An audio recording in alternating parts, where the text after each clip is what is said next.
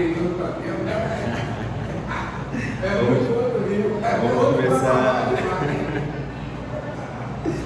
começar a aula de hoje no capítulo 3. Vou orar antes de começarmos. Pai querido, Pai amado, muito obrigado, Pai, por mais um dia, Pai, que estamos aqui na Sua presença. Pai, que o Senhor possa me usar, Pai, que o Senhor possa também fazer os nossos ouvidos sensíveis à Sua voz, Pai querido, Pai amado, Senhor. Pai, possamos conhecer um pouco mais da Sua palavra, Pai, um pouco mais do ministério da reconciliação, Pai. Sou grato pela oportunidade, Senhor. Louvado e agradecido seja seu nome, Pai. Amém. Irmãos, hoje o capítulo 3 da revistinha Até os Confins da Terra. A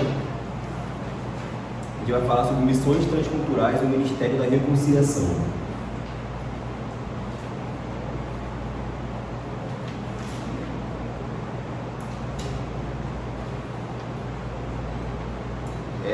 O capítulo base é 2 Coríntios 5, versículo 19.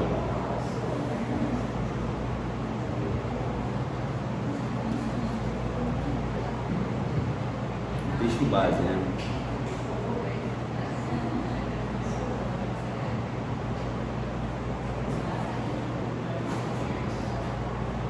Podemos ler? A saber que Deus estava em Cristo reconciliando consigo o mundo, não imputando aos homens as suas transgressões, e nos confiou a palavra da reconciliação. E mais uma vez. A saber que Deus estava em Cristo reconciliando consigo o mundo, não imputando aos homens as suas transgressões, e nos confiou a palavra da reconciliação. Vamos lá, vamos ler aqui a introdução antes de começarmos a falar um pouco do assunto. A introdução diz o seguinte: na obra de Deus temos a importante tarefa do trabalho de missões transculturais. A ideia de missões transculturais aponta para a existência de culturas e povos variados e mostra que as culturas, por causa da entrada do pecado no mundo e da desobediência dos homens, tornaram-se separadas de Deus. O pecado fez separação entre o homem e Deus. Portanto, tudo que o homem é capaz de produzir, incluindo a sua própria cultura, é manchada pelo pecado. Isso é fácil da gente concluir, né?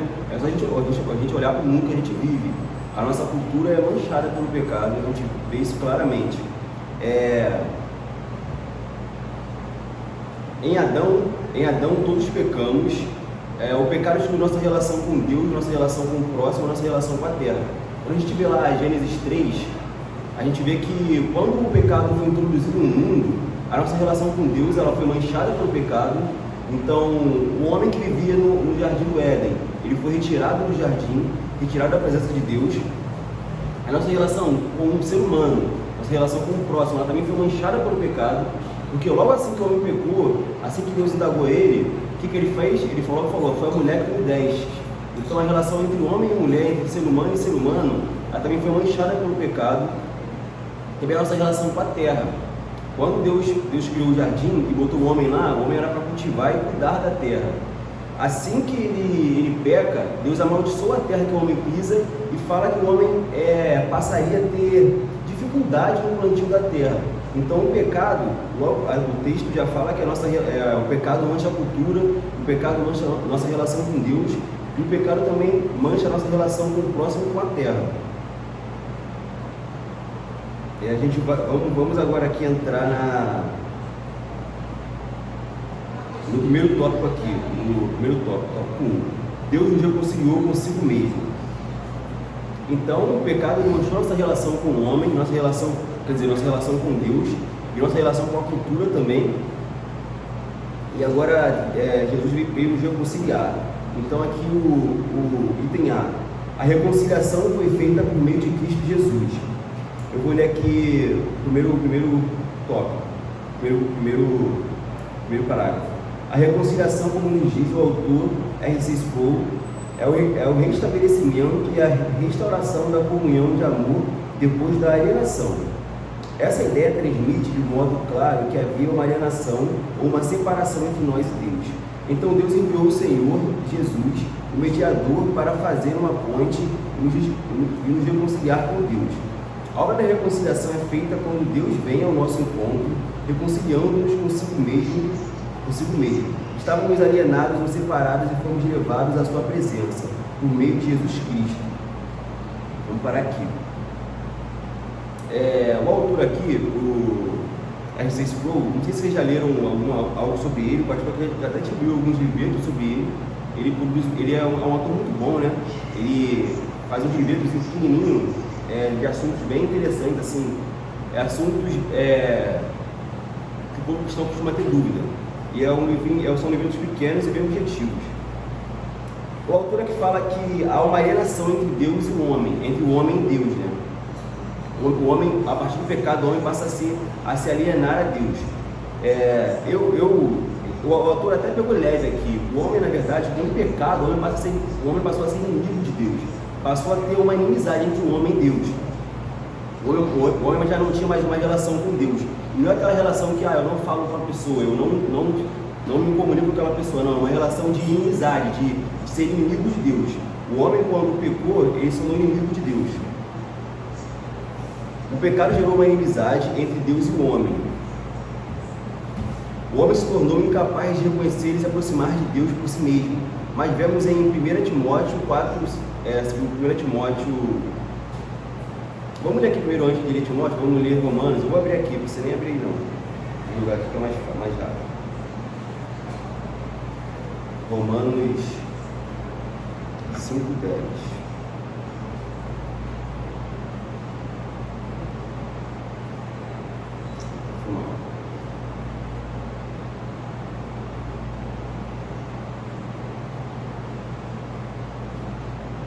Porque se nós, quando inimigos, fomos reconciliados com Deus, porque se nós, quando inimigos, fomos reconciliados com Deus mediante a morte do seu Filho,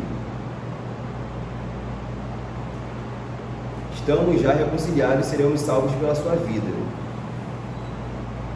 Então nós éramos inimigos de Deus e, graças a Cristo Jesus, passamos a voltar a ter relação com Deus.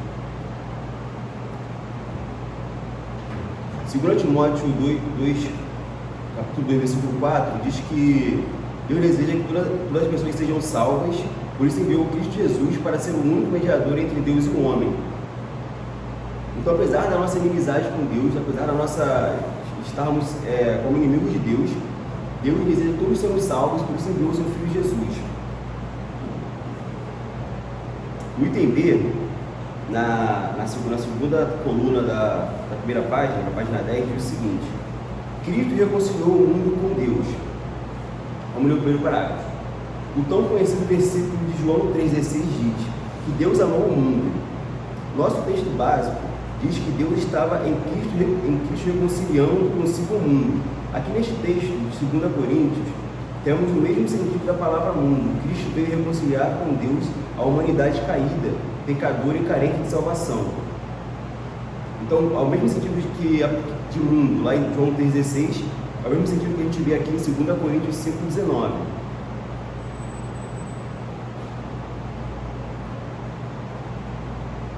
A expressão mundo também pode ser lida a expressão mundo no nosso texto básico também pode ser expressa, pode ser interpretada como todos os povos. O que acontece? A igreja daquela época, ela não cria da universalidade do evangelho. Ela não acreditava que o evangelho era para todos. Como a base da igreja foi composta de judeus, eles ainda tinham enraizado neles, eles tinham enraizado a postura do judeu, que achava que para ser salvo tinha que ser judeu também. Não adiantava só você crer em Cristo Jesus como Salvador, você também tinha que se tornar judeu. Então eles não acreditavam que a igreja era para todos, o evangelho era para todos.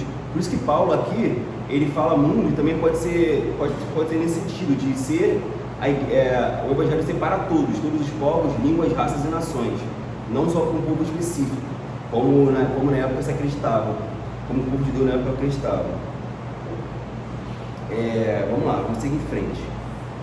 Eu vou aqui no segundo parágrafo aqui da página 10, diz o seguinte: Cristo veio reconciliar pessoas dos mais diferentes povos culturais com Deus, sendo redimidas essas pessoas de todos os povos, tribos, raças, línguas e nações. São unidas em um só povo, o povo único de Deus. Então o Evangelho, ele nos une. Apesar de eu ser de uma raça, de uma língua, de uma nação diferente, nós nos tornamos um povo único de Deus quando passamos a professar Jesus Cristo como único Salvador.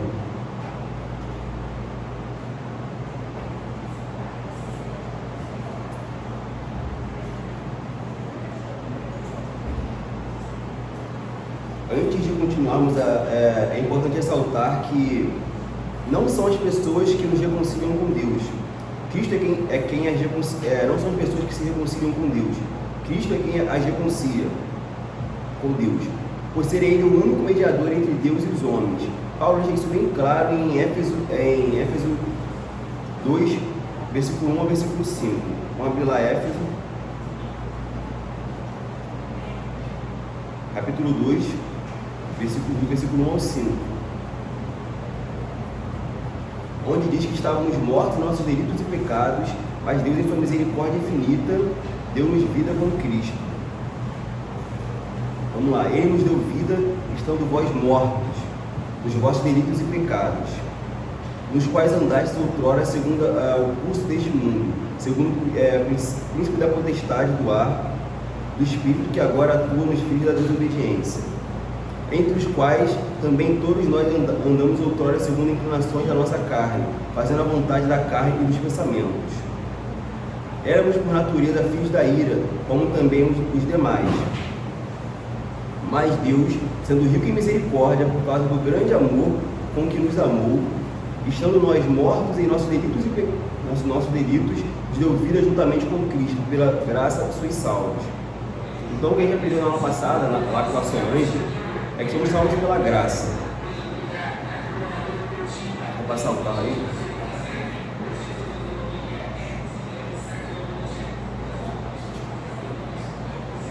Nós estávamos mortos. Na pregação passada, o Anderson nos fez, ele leu até, se não me engano, essa passagem, agora não lembro, mas ele disse para a gente imaginar um animal morto, a gente lembrar de algum animal que a gente viu morto. E eu nunca tinha parado para pensar nisso, para imaginar algo morto quando leio esse versículo, essa passagem. Quando a gente vê um animal morto do lado da pista, está ali alguns dias ali, ó, sem vida, ou até mesmo uma pessoa no enterro que a gente viu que estava sem vida, nós estávamos como aquele animal, como aquela pessoa, mortos, sem vida, e o homem morto é incapaz de gerar vida a si mesmo. Então, somente Deus, por isso que a reconciliação não é do homem para com Deus, é assim de Deus para com o homem. Eu era incapaz de me reconciliar com Deus porque eu estava morto. Deus me deu vida com Ele, com Cristo Jesus.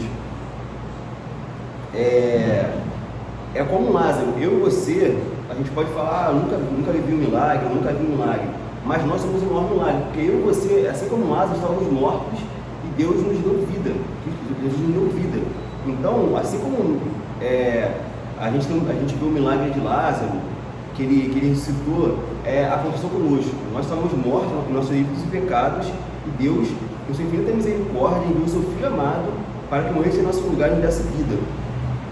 Então nós somos um milagre ambulante. Alguém que estava morto e ganhou vida em Cristo Jesus. Vamos lá para o item 2. Deus nos deu o ministério da reconciliação. Item A. Cristo se fez pecado por nós. Tendo sido reconciliados com Deus, somos incumbidos por Ele de cumprir o ministério da reconciliação.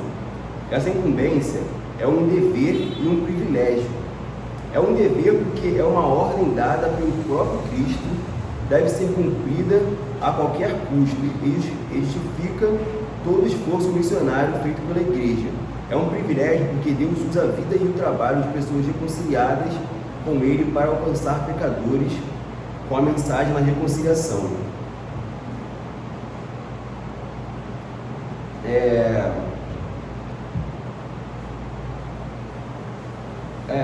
O chamado, né, o Ministério da Reconciliação é um dever que a Bíblia nos manda, né, e de pregar o Evangelho também é um privilégio, porque somos nós pecadores, e mesmo assim Deus nos escolheu para sermos um instrumento do Ministério da Palavra de Deus, né.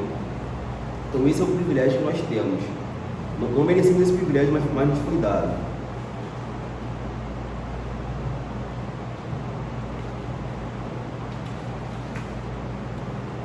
No segundo parágrafo, o texto ele começa com uma pergunta, né? Por que devemos ser reconciliados? A gente vai tentar responder essa pergunta agora em diante.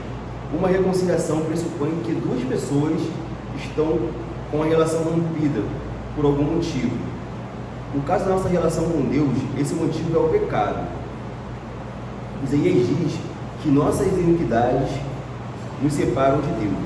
E Romanos 3, versículo 9 ao 18 diz que todas as pessoas são pecadoras e por isso merecem a morte e carecem da glória de Deus.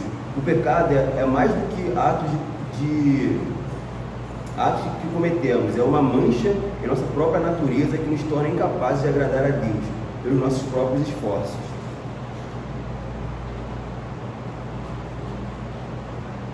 Nós precisamos ser reconciliados com Deus porque somos pecadores. E o pecado, ele nos afasta de Deus, e o pecado, além disso, o pecado é o primeiro que lá a gente vê em Romanos, que todas as pessoas são pecadores. Romanos 3.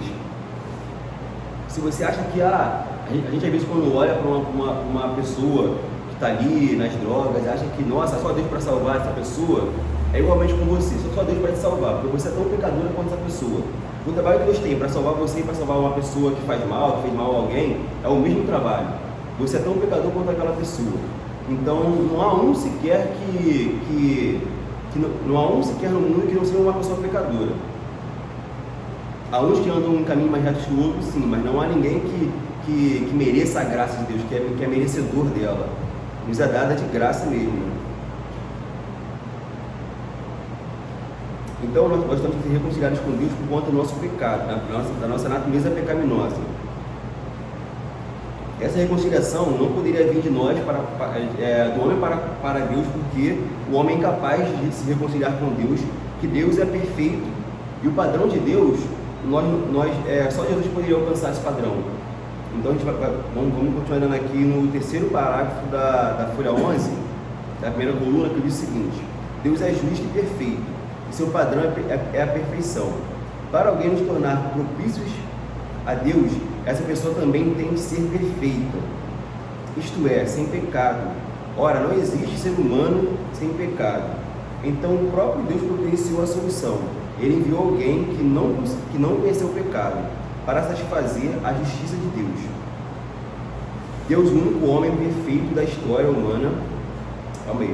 Jesus, o único homem perfeito da história humana, sendo também Deus, se fez pecado para que a justiça de Deus fosse satisfeita. Assim, a base da reconciliação do homem com Deus estava estabelecida por meio da pessoa do Senhor Jesus, o infinito Deus homem.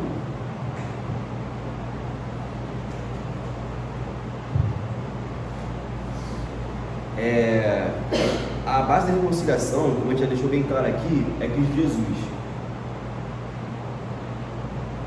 Somente Ele poderia satisfazer a ira de Deus. E essa ira santa, né? Essa ira que nos deu, que nos salvou, né? Porque Jesus, em sua ira, Ele enviou seu Filho para apaziguar a ira dele mesmo. Então Jesus morre no nosso lugar para apaziguar a ira de Deus e nos reconciliar com o Pai.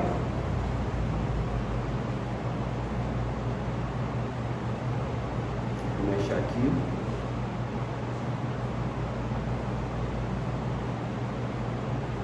Cristo, Ele é a perfeita oferta de propiciação. Ele se fez pecar em nosso lugar e tomou sobre si na cruz a ira de Deus. Na cruz fomos justificados em Cristo Jesus e por isso nossa relação foi restaurada. Então Cristo, ele é a perfeita propiciação. Ele é a única oferta agradável a Deus, né? Ele é o único capaz de agradar e aplacar a ira de Deus. E na cruz, Ele tomou sobre si essa ira, tomou sobre si os nossos pecados. Ele, sendo santo, se fez pecado em nosso lugar. Por conta desse ato, Ele nos reconciliou com o Pai. A nossa relação com o Pai, ela foi restabelecida, restaurada. Nós éramos inimigos, não tínhamos relação com Deus. Nossa relação foi restaurada por conta do ato por conta da cruz, da morte de Jesus Cristo na cruz. Fomos restaurados e justificados. Vamos lá para o item B na aula, na página 11, coluna 2. Diz o seguinte: Cristo foi enviado para nos reconciliar com Deus por meio da propiciação pelos nossos pecados. Propiciação é aquilo que nos torna aceitáveis diante de Deus. Cristo fez a propiciação quando se ofereceu como sacrifício perfeito a Deus, fazendo esse pecado por nós, recebendo o castigo em nosso lugar. Jesus Cristo é a nossa justiça. Fomos justificados por Ele e, por isso, o pecado não mais nos traz condenação. A justiça de Deus foi satisfeita em Cristo, assim alcançamos o favor de Deus e estamos livres da condenação do pecado. O resultado disso é a reconciliação com Deus.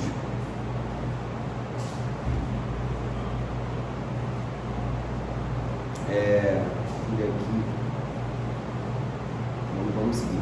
Depois de nos reconciliar com Deus Pai, Cristo nos enviou para proclamar o Evangelho da reconciliação a todos aqueles a quem Ele quer conciliar. Então, depois de nos salvar, depois de nos reconciliar, depois de restaurar nossa relação com Deus, Jesus Cristo também nos envia a proclamar esse Evangelho da reconciliação. Vamos lá no segundo parágrafo. Jesus enviou seus discípulos para proclamarem a mensagem do Evangelho da reconciliação. Observe que os filhos amados de Deus são enviados por Jesus àqueles que Deus quer alcançar. Esse envio abrange todos os crentes. Muitos são usados para testemunhar o seu próprio povo, a seu próprio povo, a sua própria cultura, em sua própria língua. Outros, a quem chamamos de missionários, são enviados para proclamar o Evangelho a outras culturas, levando a mensagem da reconciliação a todas as nações e raças. Então, depois de nos reconciliar, Jesus dá a incumbência de pregar, de levar esse ministério da reconciliação a todos os povos, línguas e nações. Uns vão ser chamados para pregar aqui, na própria terra, outros vão ser chamados para pregar em outras terras, outros povos, mas o que não pode faltar é a pregação do Evangelho. Às vezes eu sinto que, até por mim mesmo, falando de mim mesmo, que a gente às vezes não tem a consciência do que Cristo fez por nós. Por isso que a gente às vezes não prega o Evangelho. Muitas vezes eu paro a pensar como meus amigos ainda não conhecem plenamente a palavra de Deus, se eles são meus amigos, se eles são amigos de uma pessoa crente. Então às vezes eu penso que eu mesmo não reconheço o que Deus fez por mim. Muitas vezes esqueço do que Ele fez por mim. Por isso que o mundo está assim, está como está, tantas pessoas descrentes, que a gente às vezes esquece o que Deus fez por nós. E a gente, por esquecer, não leva esse Evangelho adiante, né? Então aqui Jesus, depois que ele morre na cruz, Jesus agora aqui ressurreto, ele nos incumbe, a gente vê lá em Mateus 28, a pregar o Evangelho, a levar o Evangelho a povos, línguas e nações, né? Uns vão pregar para o próprio povo, outros vão pregar para outros povos, mas o que não pode deixar de ser feito é a palavra ser disseminada, a palavra ser pregada por nós. Isso para nós é um privilégio, tem que ser para nós um privilégio. Mas muitas vezes a gente se envergonha, a gente se amedronta diante da perseguição.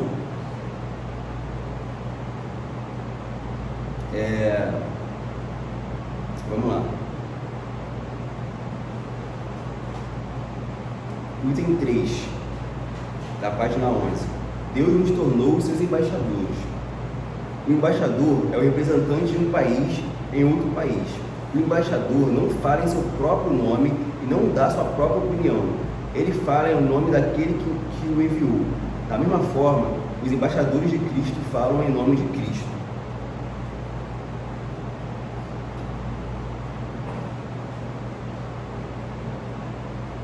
Nós fomos chamados para ser embaixadores de Cristo. A gente viu isso lá em 2 Coríntios, capítulo 5, versículo 19.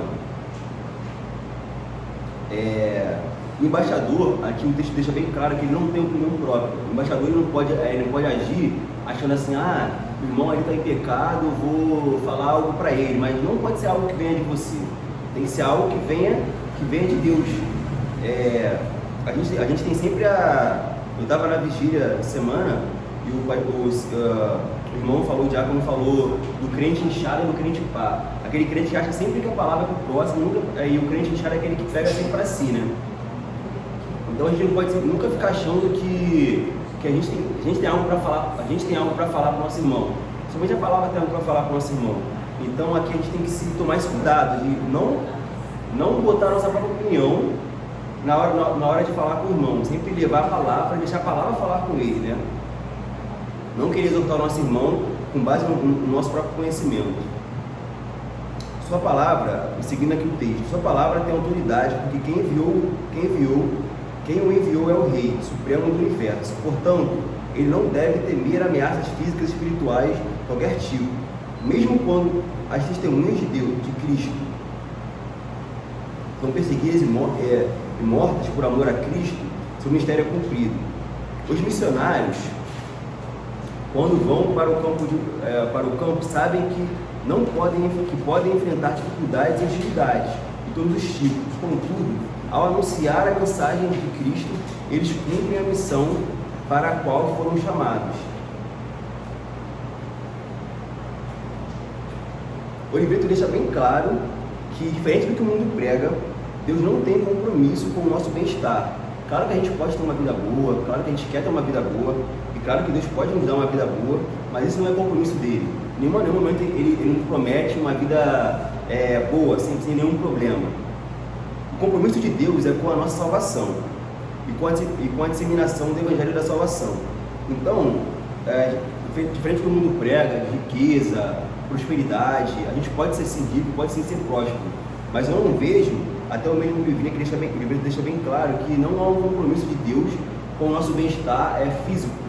Deus não se importa se você vai ser salvo com uma perna ou com duas, ele se importa que você vai ser salvo.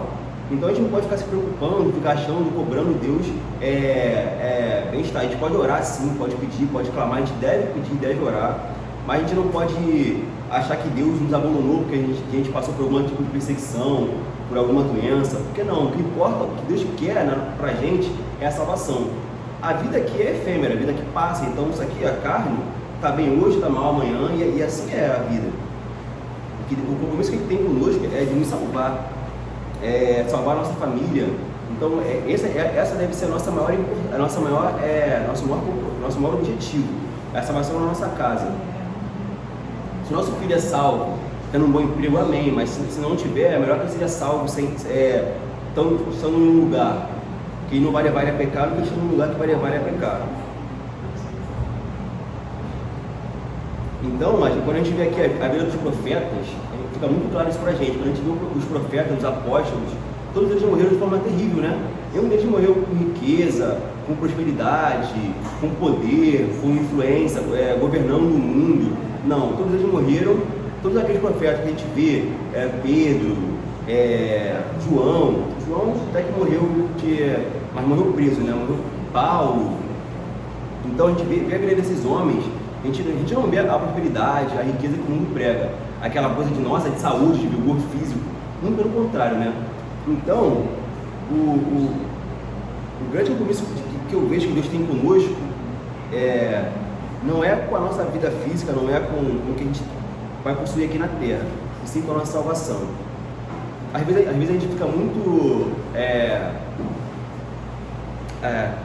e uma coisa que deixa aqui bem claro, que eu vejo, fica bem claro para mim também, é que esse ministério do Evangelho, de pregar o Evangelho, é um ministério que é dificultoso, não vai ser fácil. A gente acha que vai ser fácil, que você vai chegar para o teu vizinho e falar, olha, Deus te ama e ele vai se converter na hora. Muito pelo contrário. Se alguém que já tentou pregar para alguém, viu que não é tão fácil assim, né? Muitas vezes mães aqui têm filhos que não estão na igreja, que tem que pregar e falar, que se desgastar um pouco, só com a camisa, porque esse é o ministério. É um ministério de trabalho, né? Pregar sobre reconciliação não é fácil. A Bíblia não fala que vai ser fácil, não tem exemplo de ser fácil pregar o Evangelho, mas que a gente deve pregar. Vamos lá no entender da página 12. A proclamação da reconciliação.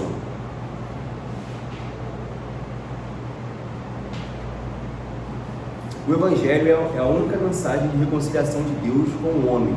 Por isso, deve ser pregada a todos os povos da terra. Não existe outro modo de reconciliar o homem com Deus a não ser por intermédio de Cristo. Não tem como, gente. Não há como o homem se reconciliar com Deus a não ser por meio de Cristo Jesus. É impossível para o homem se reconciliar com Deus sozinho por ele mesmo. Então, Nós devemos pregar esse evangelho a todo custo, apresentar a todo custo para todos os povos, línguas e nações a pessoa de Cristo Jesus e mostrar para eles o que foi feito por nós. Alguns dizem, vamos seguir em frente na leitura, alguns dizem que Deus pode usar outros meios para atingir os povos não alcançados, mas isso não acontece. Proclamar o evangelho às nações é dever da igreja. Ela que deve, e ela faz isso por intermédio de missionários. Falando um pouquinho aqui, o dever do embaixador de Cristo é levar a mensagem de Cristo ao homem. Deus, em sua infinita sabedoria, determinou usar a igreja para alcançar os eleitos espalhados pelo mundo.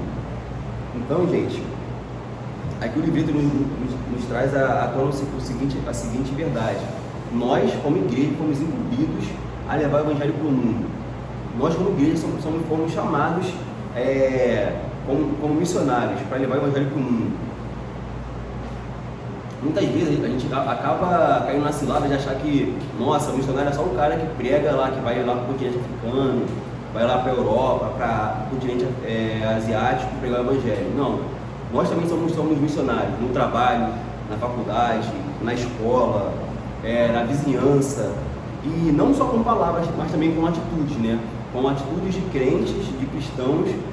O mundo deve ver na gente pessoas íntegras, pessoas que buscam sempre alcançar a estatura do varão perfeito, né? Então todos nós, não só aqueles que foram chamados para outras nações, mas também a gente aqui como igreja, fomos chamados para o Ministério da Reconciliação, para pregar o Evangelho a todos, né? Ele decidiu que a reconciliação seria por meio da proclamação do Evangelho da salvação em Cristo Jesus. Então o homem só pode ser reconciliado com Deus por meio desse Evangelho. O homem só pode se reconciliar com Deus por meio de Cristo.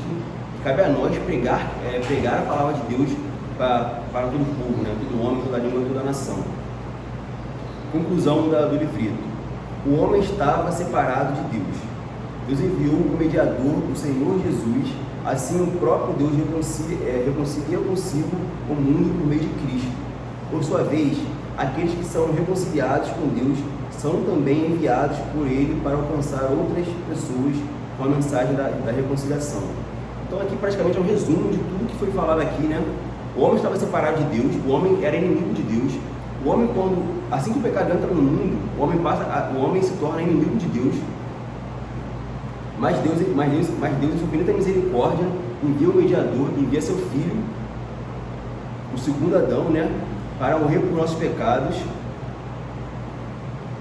Assim o próprio Deus reconcilia consigo o mundo por meio de Cristo. Então, a reconciliação vem do alto, né? Não é algo que parte daqui para o alto, é algo que parte de Deus para nós. E aqueles que são reconciliados, nós que fomos reconciliados, nós que passamos a confessar Jesus Cristo como único Salvador, nós fomos incumbidos, depois de reconciliados, fomos incumbidos a alcançar mais pessoas, a levar o Evangelho para mais pessoas. Essa é a nossa missão também, levar o Evangelho para o próximo. Vamos seguir aqui na leitura. O mistério da reconciliação é concedido a todos os crentes que têm o dever e o privilégio de proclamar o Evangelho às nações, usando todos os seus recursos no cumprimento dessa missão. Então, para a gente que somos crentes, que aceitamos Jesus Cristo como um Salvador, é um dever, porque é o que a palavra manda, e de pregar o Evangelho, mas também é um privilégio, porque somos pecadores. Imagina você como pecador, mesmo sendo um pecador, mesmo sendo uma pessoa incapaz, Deus te chama para esse ministério. Isso é um privilégio nosso, pregar o Evangelho, e aqui deixa bem claro que a gente deve usar todos os nossos recursos. Se você pode falar, você fala. Se você é capaz de escrever, você escreve. Você tem que muitas vezes você vai ter que não só falar, mas também agir, botar a mão na massa. Recursos financeiros também você vai ter que utilizar para pregar o Evangelho. Isso também é tudo que Deus te dá, você deve utilizar na pregação do Evangelho.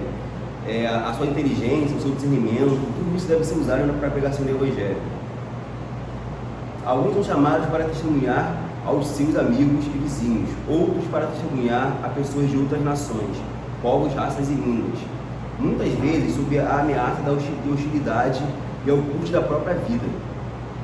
E assim a igreja caminha e se espalha até os confins da terra.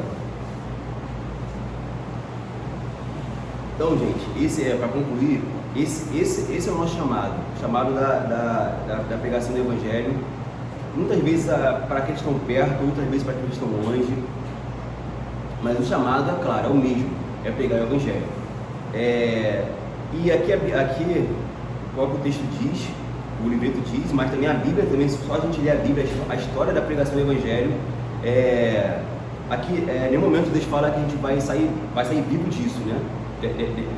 Dessa pregação, dessa missão, mas que a gente deve seguir em frente, deve seguir pregando sem medo da hostilidade do mundo. Esse é o nosso chamado. Querendo ou não, né, vivos ou mortos, o Evangelho é cumprido. Se um profeta, ele pregando o Evangelho, ele morre, a missão foi cumprida, mas se ele também vive, também foi cumprida, né? Então, pouco importa se a gente vai voltar dessa missão com um braço, uma perna a mais, uma perna a menos. O que importa é que a gente deve seguir em frente. E a gente aqui, falando aqui de morte, mas muitas vezes a gente vive num país muito tranquilo, né? Então, falar em morte é muito distante pra gente. Mas para aqueles que vivem lá fora, em outros países, é bem comum, né? Morrerem pregando o Evangelho. Mas a gente aqui não tem a morte, mas tem a perseguição, aquela perseguição direta, né? Aquela inimizade, aquele afastamento que o povo tem para com o cristão, tipo, ele é cristão, então deixa ele ir para lá, a gente é excluído muitas vezes. Então não tem talvez aquela morte física, mas tem a morte social, que muitas vezes você vai ser excluído, você vai ser perseguido, uma perseguição um pouco mais branda do que os missionários que vão para outros povos sofrem, mas ocorre, mas a gente não pode parar por conta disso. Mas se eu falar do Evangelho aqui, eu posso ser demitido. Olha, você tem que falar. Talvez também você tem que respeitar as regras da empresa muitas vezes, mas você tem que viver esse Evangelho também. Se você não pode falar, então você vive esse Evangelho. Viva com amor, amando o próximo, servindo ao próximo e pregando com atitudes também, né? Isso é o nosso chamado. Alguma dúvida? Algo a acrescentar? Está cedo ainda, né? São 8h40. Então, se ninguém tem nada para falar, nada a acrescentar, nada a perguntar, a gente vai terminar aqui. Pai querido, Pai amado, muito obrigado, Pai, por essa mensagem. Pai, que possamos, Pai, ter a consciência, Pai, do que foi feito por nós. Muitas vezes a gente esquece do que o Senhor fez por nós na cruz. O Senhor nos salvou da ira de Deus, Pai. O Senhor se fez pecado, mesmo sendo santo, mesmo sendo Deus, o Senhor se fez pecado em nosso lugar. Ele nos reconciliou, Ele restaurou a nossa relação com o Pai. Pai, que possamos, Pai querido, Pai amado, Senhor, nunca esquecer desse ato, Pai. Vamos pregar, Pai, essa mensagem a todos os povos, línguas e nações, Pai. Possamos ser, Pai querido, Pai amado, Senhor, um reflexo, Pai, da sua pessoa, Pai querido, Pai amado. Possamos ser, Pai, instrumentos seus, Pai, no mundo, Pai. Possamos ser flechas, Pai, que levam o seu Evangelho para todos os povos, Pai. Pai, nos capacita, Pai, nos dê coragem, sabedoria, entendimento, Pai. Nos dê, Pai querido, Pai amado, força, Pai, para seguir adiante, Pai. Sou grato por essa oportunidade, Pai. Abençoa também agora o pregador que vai pregar a palavra, Pai. Aqui no culto vai começar, Pai. Abençoa a sabedoria, o entendimento, Pai, em nome de Jesus, Pai. Traga também aqueles que ainda não chegaram, Pai. Traga em segurança, Pai, em nome de Jesus, Senhor. Amém.